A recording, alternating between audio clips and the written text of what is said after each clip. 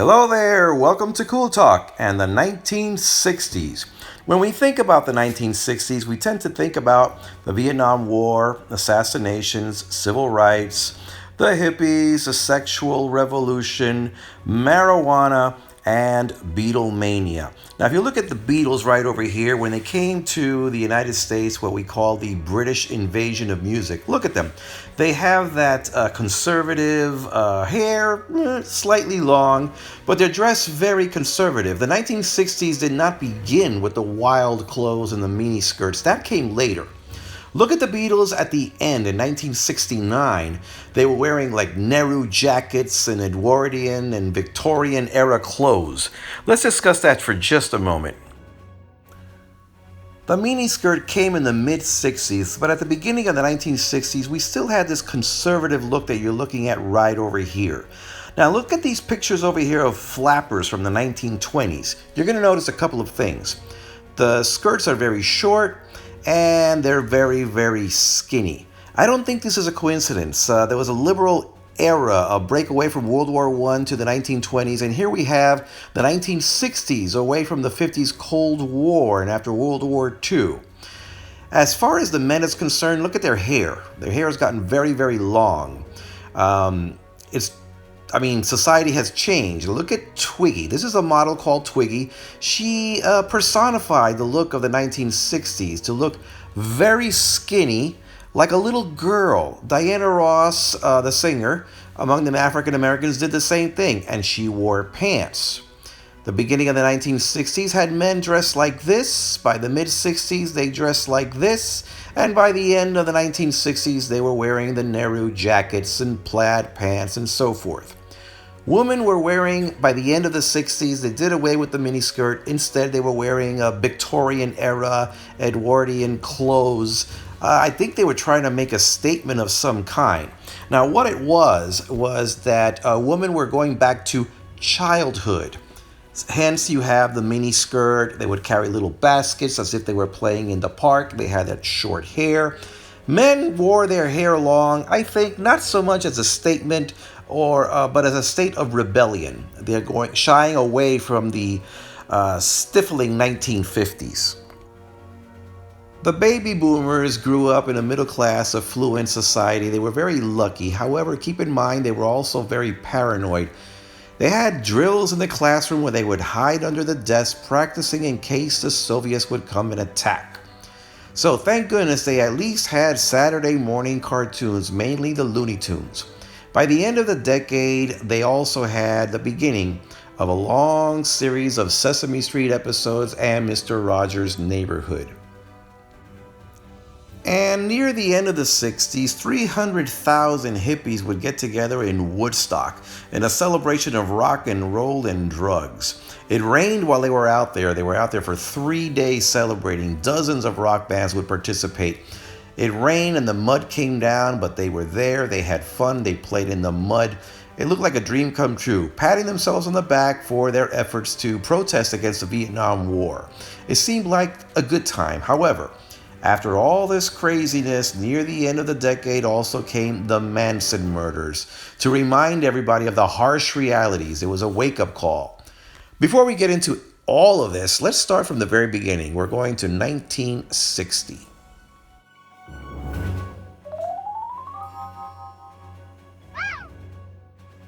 We're going to start in France. President Charles de Gaulle was facing a serious challenge in Algeria as rebels fought the French colonists. He also sought to revitalize the economy without help from the United States or the Soviets, trying to make France self-sufficient and a nuclear power. He did raise the GDP higher even than the United Kingdom. He recognized China before the US or any other Western nations did. He would put the US and the Soviets against each other as he practiced triangular diplomacy. He protested against what he called Israel's repressive tactics, but the war in Algeria weighed heavily on him, and he stepped down in 1969. The first successful kidney transplant was performed. An earthquake in Morocco kills 1,000. Brazil moves its capital to Brasilia. South African Prime Minister Hendrik Verwoerd was shot. he survived. An American spy plane, a U-2, was shot down over Soviet soil. The pilot, Francis Gary Powers, was taken into captivity and later exchanged for a Soviet prisoner. Nazi war criminal Adolf Eichmann was discovered in Argentina. He was kidnapped by Mossad agents, smuggled to Israel, tried, and sentenced to death. In the Republic of Congo, Prime Minister Patrice Lumumba, an African nationalist, needed help against some rebels. The US turned him down, so he turned to the Soviet Union. That's when Chief of Staff Joseph Mobutu, with support from the United States and Belgium, had Lumumba executed. Mobutu took over and the world protested. He also changed the name of Congo to Zaire. In Laos, Sovina Phouma would take over. Cyprus became independent. The Olympics were held in Rome, and an 18-year-old boxer named Cassius Clay took home the gold. On September 26 at the United Nations, Fidel Castro gave a speech that lasted 4 hours. And a couple of weeks later, right over here in this picture you see on the left, Philippine Senator and nationalist Lorenzo Sumulong and Soviet leader Nikita Khrushchev. Sumulong criticized Khrushchev, saying that Khrushchev should decolonize and let go of his satellite states. Khrushchev got so angry that the Soviet Union was being criticized that he took his shoe off and banged it on the podium. John F. Kennedy became the first Catholic and the youngest to be elected President of the United States. There were many deaths that year. Clark Gable, the actor, died of a heart attack. John D. Rockefeller, one of the richest men in the world, died at 86. Soviet author Boris Pasternak passed away. Existentialist and writer Albert Camus died in a car crash. And then Melvin Purvis, who several years earlier had trapped and killed criminals John Dillinger and Pretty Boy Floyd, grew depressed and committed suicide. In Greensboro, North Carolina, would begin the sit-ins, where black men would sit at cafeteria counters and refuse to move, protesting their being denied service. The United States space probe, the Pioneer 5, was 22.5 million miles away from Earth when it stopped sending back photos and information in reference to cosmic radiation and magnetic fields. The FDA approved the birth control pills, which would help avoid pregnancy and also have other health benefits. Now, many complained that it would promote promiscuity. Others liked it, that it enhanced the sexual revolution. One thing for sure, however, is that it changed the lives of many women. Finally, that year, Harper Lee published To Kill a Mockingbird.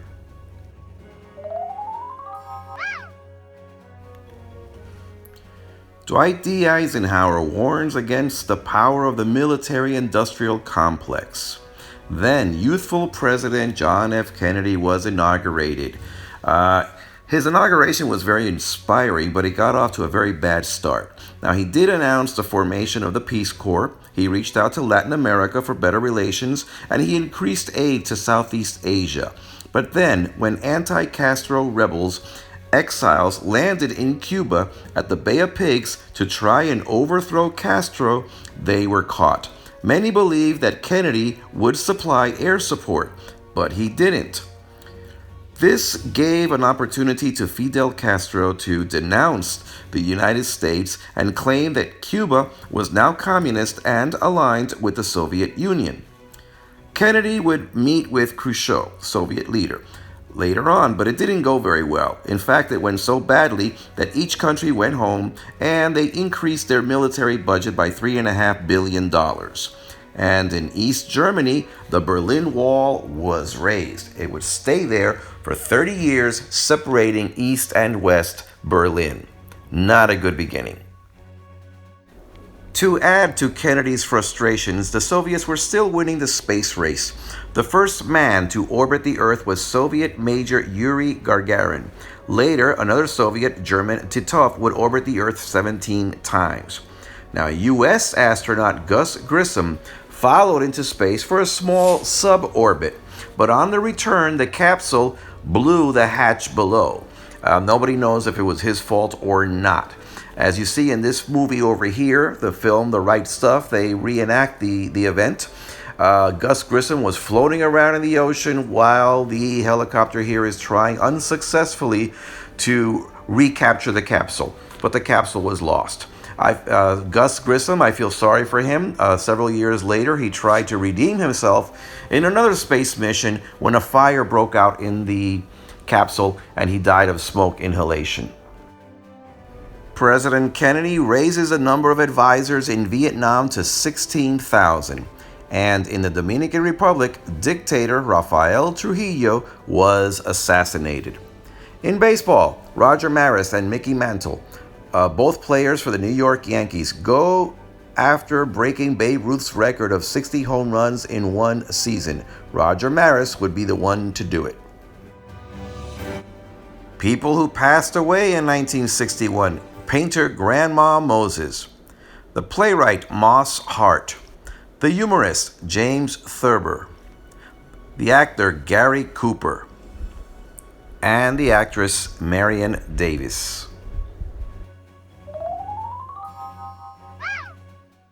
Okay, let's observe some of the memorable films from the 1960s. And a little shout out to the YouTube account Watch Mojo. I used some of their videos as they assess some of the best films of that decade. Let's begin.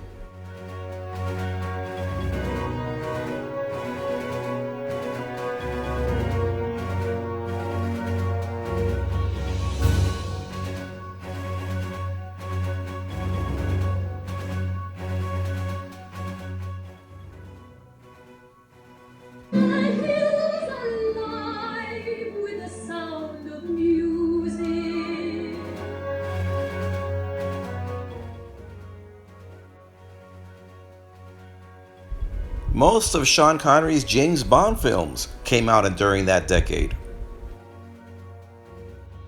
You never really understand a person until you consider things from his point of view.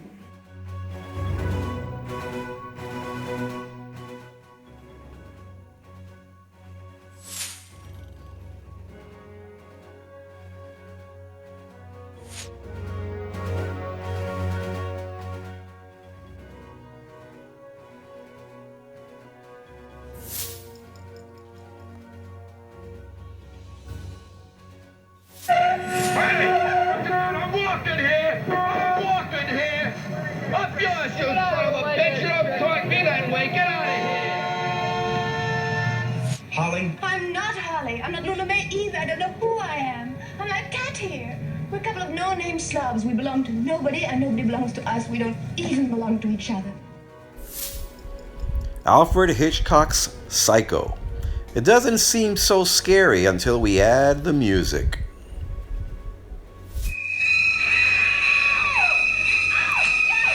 Okay, enough of that. Let's just go back to business. The TV show Quiz Show was discovered to be fixed and had been defrauding the TV audience. It was a decade of the Beatles. They would turn out 19 number one singles in that decade. 600 million records were sold worldwide. The single biggest selling music act. They would become icons of the social cultural movement. Controversial, and by the end of the decade, the group would have broken up. The trapeze artists of Flying Wallendas faced tragedy as two of their members would fall to their deaths. Good news for the space program finally for the US. John Glenn is the first American to orbit the Earth. Wilt Chamberlain scores 100 points in one game. President Kennedy takes on the US Steel Labor Union and forces them to roll back the prices. He resumes nuclear testing, bans Cuban imports, and sends aid to Laos, and also increases troops in Vietnam. French General Raoul Salan was convicted for trying to overthrow President de Gaulle.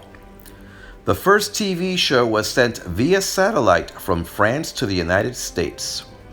Sadly, Marilyn Monroe was found dead in Los Angeles. She was lying in her bed, a vial of sleeping pills beside her.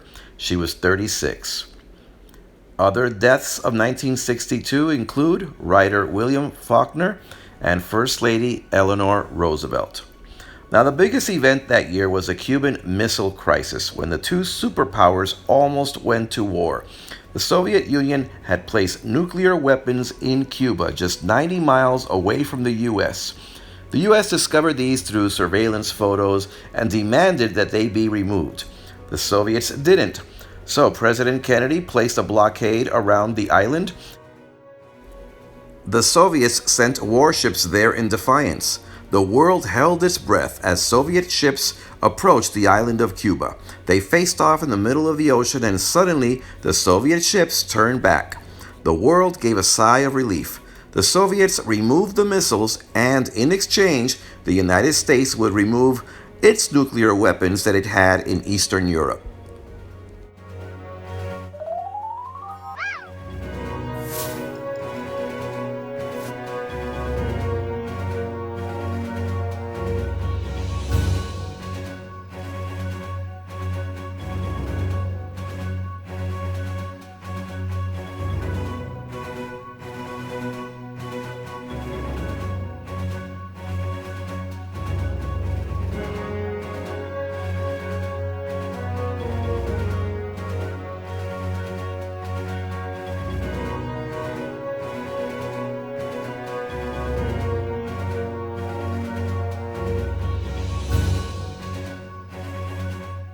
Famous people who passed away that year include poet Robert Frost, singer Edith Piaf, and actor Charles Laughton. Syria had long belonged to the Ottoman Empire, and then the France occupied it for a while. After that, they became independent, and after several coups and military coups and overthrowing, Salah Jadid took over. But Syria would be protected by the UAE and by Iraq, who threatened other countries if they decided to intervene. In Iran, violent protests against Israel and the arrest of religious leader Ayatollah Khomeini. The Shah of Iran cracked down on the demonstrators, and the Ayatollah Khomeini would be exiled, but he would return to Iran by the late 70s. Soviet cosmonaut Valentina Tereshkova becomes the first woman in space. Pope John the 23rd dies after a struggle with stomach cancer. Now, he had opened Vatican II.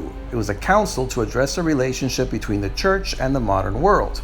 The new Pope, Paul VI, would have to conclude Vatican II, which he would do in a couple of years. Some of the changes that took place was with the church including using the language, the native language in the Mass, and not Latin, and facing the people rather than facing the east, which is where the crucifix, they said, was, and the disuse of some regalia. A sniper kills black civil rights leader Medgar Evers. A sex scandal in the United Kingdom, where a Dr. Stephen Ward had introduced a 22-year-old prostitute, Christine Keeler, to a Soviet naval officer, and to a British War Minister, John Profumo. Now, Profumo would end up resigning, and Dr. Ward committed suicide. In Ecuador, the military kicked out President Carlos Arosemena because he was always drunk. 200,000 peaceful demonstrators listened to Martin Luther King's speech by the Lincoln Memorial. Joseph Alachi, hired killer, testifies before the Senate against the mob boss Vito Genovese. It was the first time that anybody had ever even recognized the existence of the mafia in court. Frank Sinatra's son, Frank Jr., was kidnapped. Sinatra paid $240,000 as a ransom to get him back. The kidnappers were caught and given life sentences. On November 22nd, the world was shocked as President John F. Kennedy was assassinated in Dallas. He was riding in a motorcade when an assassin, aiming from a building, shot him with a sniper rifle. A 24-year-old Lee Harvey Oswald was picked up and charged with murder. But just 2 days later, he was shot and killed before he could testify. The nation mourned. The FBI would later state that Oswald had acted alone, and this would be backed up by the Warren Commission authorized by the new president, Lyndon B Johnson.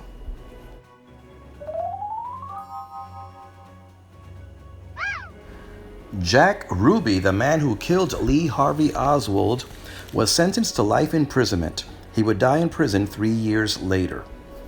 Cassius Clay wins the heavyweight title against Sonny Liston. Then he announces that he is a Muslim and takes on a new name, Muhammad Ali, even though the media refused to refer to him by that name. Later on, he would be drafted to go to Vietnam. He protested. His passport was taken away, and he would not be allowed to fight again throughout the 60s until he was finally reinstated by appeal in 1970. A 23-year-old by the name of Constantine becomes the new king of Greece. General MacArthur dies, as does biologist Rachel Carson and former Indian Prime Minister Nehru. Sidney Poitier becomes the first African-American male to win an Oscar, and Arnold Palmer wins his 4th Masters. After a century of struggles by African Americans, President Lyndon B Johnson signed the Civil Rights Act ending segregation. He stated, "Let us close the springs of racial poison." However, Johnson faced serious problems over in Vietnam. South Vietnamese government troops in the Delta region were fighting with the North. Then, at the Gulf of Tonkin, it was reported that North Vietnamese attacked American ships with torpedoes. The U.S. struck back at the North Vietnamese coastline, and the U.S. involvement in Vietnam would escalate. LBJ sent more troops and then more troops. Now, I do invite you to see my presidential series for more details on President Johnson and what happened. North Vietnam would invade Laos and send weapons and troops through Cambodia. Johnson would be forced to take money from his social programs that he himself had started, called the Great Society, in order to pay for the war. And as images of the war reached Americans through their TV screens, protests grew more frequent and louder. President Johnson was becoming more and more frustrated.